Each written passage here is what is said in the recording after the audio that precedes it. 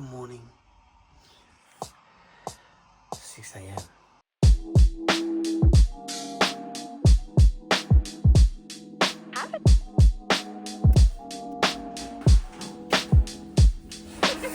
So, as you might be able to tell, our house is kind of empty. We've got camp chairs as our dining area. Now, we've got 2 weeks until settlement here. We're selling all our stuff on Marketplace. We're traveling Australia in a caravan. Our 4-wheel drive's still in the shop.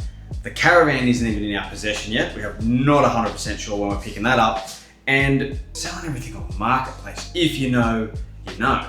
Being truth, I'm not even handling most of it. My wife Jade is, right? Yeah, but look at all the cash we got. It's the best part.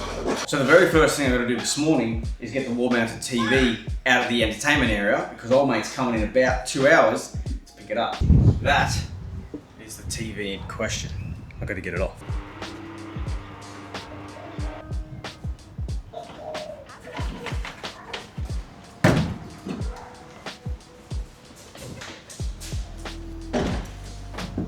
That is our loan car. Terrible. See, the thing about Marketplace is you've got to be pretty wise about not giving out your address a bit too early. I'm always a bit reserved with that these days because I've got a lot of stuff here that's worth a bit. Well, maybe not so much as we used to, seeing as half of it's sold, but it's really frustrating when people just don't show up when they say they're gonna.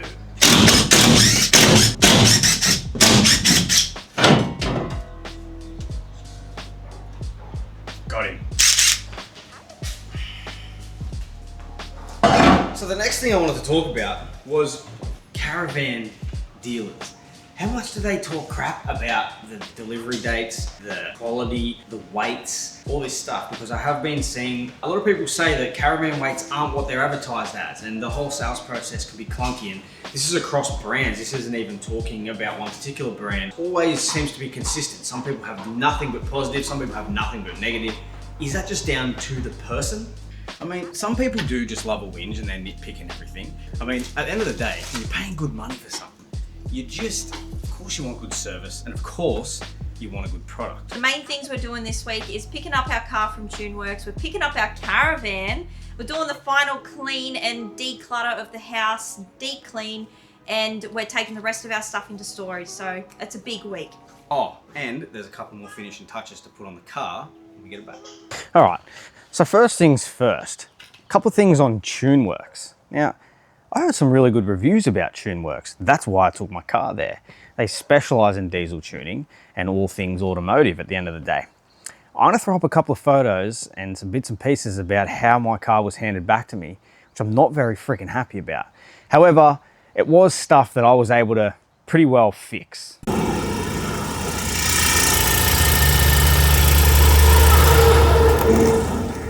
I just feel more sorry about the people who would take their car somewhere, get it handed back expecting a professional job and a completely worry-free service, and not getting that and having issue after issue because they didn't really hear the rattles, or they didn't see the oil leaking, or they didn't see all the different stuff that, you know, they just thought would have been done when they had the service undertaken at a professional place. It was really disappointing to see.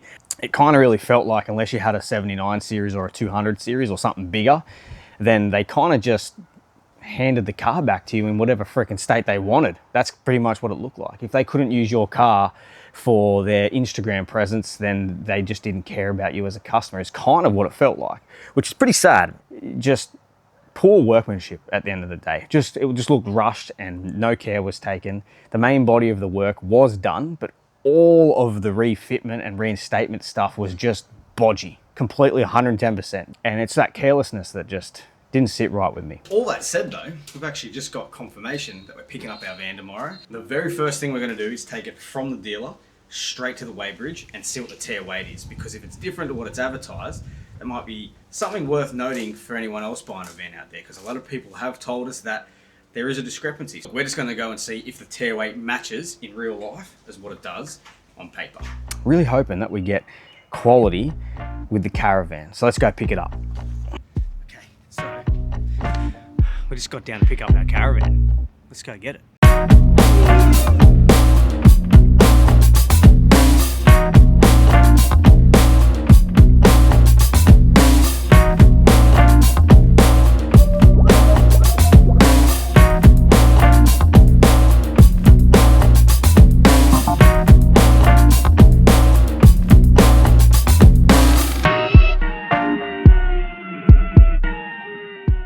So we're just here picking up the van. We're doing a handover, but we're trying to learn as much as we can because we've never owned a van before. So we'll show you the van when we get home. We'll give you a quick sneak peek.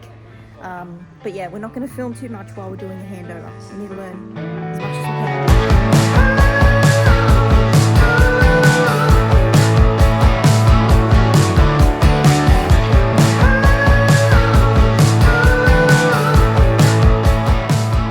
How's that backyard fitment, huh?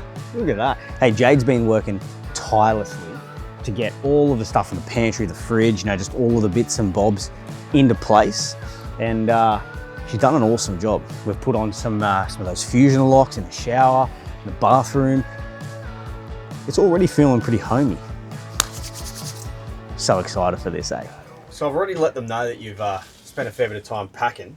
What do you like about this van the most so far after going through all the cupboards and storage and bathroom and everything? There's actually a hell of a lot more storage than I thought. I was expecting a 17 foot to be nowhere near enough storage for the three of us, especially me, because I've downsized so much. But I'm actually surprised at how much extra room we still have, and we're fully packed.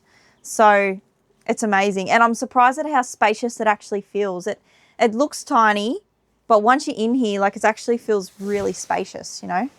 Yeah, and another thing too, because Jade hasn't towed with it yet, because I towed it home from the dealer, but even just behind the Everest, it towed really nice. Admittedly, it wasn't loaded yet. There was no water, there was no diesel jerrys, nothing in here other than the few bits and pieces they give you for like the wheel nuts and the anti-flap kit and that kind of stuff, right?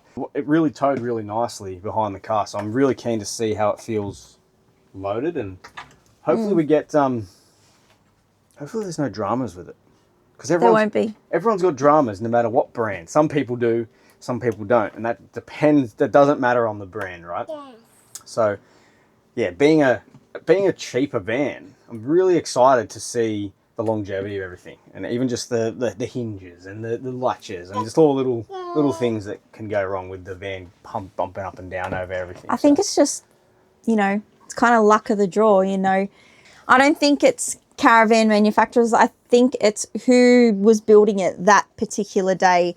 That depends on how quality the Caravan build actually is, because you'll hear one brand, there's people who have issues left, right and center, and then there's people who have the exact same brand and it's fantastic, no issues. I literally think it was who was building it that day and what type of mood they were in, whether they got lucky that morning and they're feeling happy dandy, they'll make a quality build, because at the end of the day, it's a job for them. So I don't give a shit, you know? Really, and I was just explaining to them about TuneWorks as well, like earlier, just kind of how it felt like. I was like, come on, man, like, what the hell are you handing me back my car in this state for? This is ridiculous. Like, I had really good recommendations to go there, that type of thing. And, you know, it was just disappointing, you know, because I'm a tradesman myself. I like to do things properly.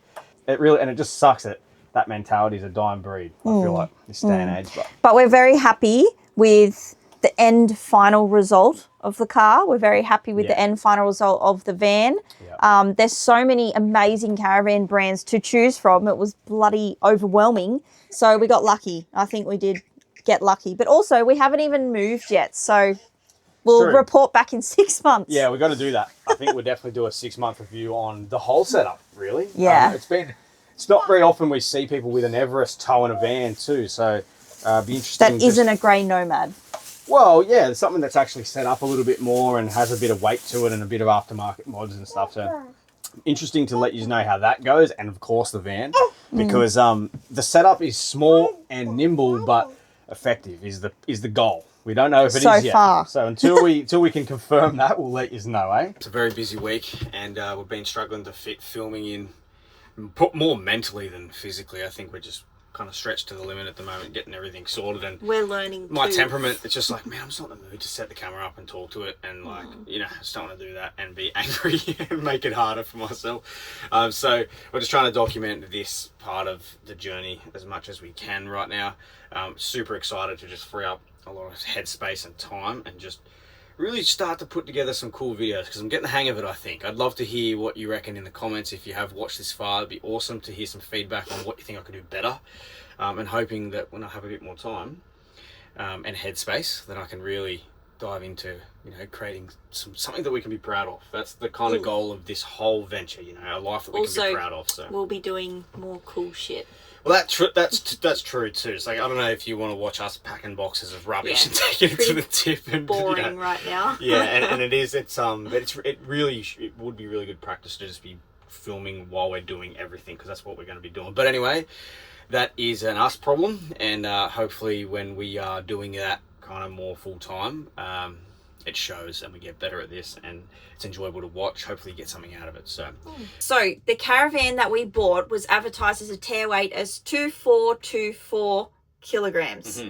And then when we went and weighed it, it was 2460 I think so. kilograms. So that's pretty bloody spot on. We were told to expect a few 100 kilos difference, which is in caravan world a lot. So for only like 40 kilos ish away was pretty bloody good. Yeah, and it's good to know that the payload that it is on paper actually is what it is in reality, so we can kind of get a gauge on how much stuff we can carry and still be well under the overall limit, even with full tanks of water, 2 jerrys of diesel, all the actual heavy stuff like tools and stuff. So there you go. You can trust Ezytrail Mark 3. Did you just say? Yeah, the Ceduna 17 Mark 3. Yeah. And what it's advertised as in terms of weight is definitely what it is. And the only thing that I would actually say as a negative for this is the stick-on solar panels. Not a huge fan of that. I don't think the efficiency is probably not going to be as good, but also just the longevity. The Mark II, meaning the model previous to this, did have like proper solar panels. It does have 600 watts of solar and 705 amps of lithium, which is pretty damn good as a base kind of package, especially sub $100,000. Like, it's a pretty decent van for the price that you get. For the price that you pay. Like I said before, very keen to see the longevity of this thing, what fails, what keeps up, all of that stuff. And we'll do like a 6-month review of this, because I think that's really handy for people to know if you're looking at a van of this caliber, and this is your price range and what you're looking for. So because when we were researching Ezytrail, like there's a lot of the Ezytrail company promoting their own products on YouTube, but there was not many people talking about the vans themselves. That's Because true. a lot of people have the Parks 15 foot or something like that. They have the Ceduna 15. And I think the Parks as well. Yeah, true. There's a lot with the 15 foot, but not many with the 17 foot and the big ones, and not many people talk about it, whether they want to or not, whatever. So yeah, we really want to put out a video explaining a lot about this, because we couldn't find anything on this. So yeah, so I feel like it actually could help people that are doing the research, because when you see the marketing stuff done by the company, obviously they're going to say the nice things. They're never going to say, oh, the stick-on solar panels. They just say 600 watts of solar, because it sounds good on paper, right? But other than that, honestly, it is pretty hard to fault right now. I've done a pretty good look over things. Everything's pretty schmicko, so I'm keen to see how it goes and give a genuine review for anyone doing the research on this van. Hopefully when we do that video and we put it out, hopefully that helps you. So for the locals in Newcastle, TuneWorks, I mean, I can't really give a solid recommendation, but what I can say about Ezytrail is speak to Josh. Josh handled everything really, really well for us. Very happy with his service. I wouldn't be speaking to any of the other blokes there about buying a van from Ezytrail Heather Bray, that's for sure. Anyway, that's about all we've got time for in this episode. We are going to be sleeping in the van tonight, as we have no furniture left in the house, so it's good that we have this and it's fully packed, and it'll be good to just learn the ropes and get comfy in it too. So till next week, hope you have a good weekend, and we're going to be kind of living in the van by then. Yeah, we are. Yes, yeah, we will be. We will be, kind of. So that's cool. We'll talk to you then.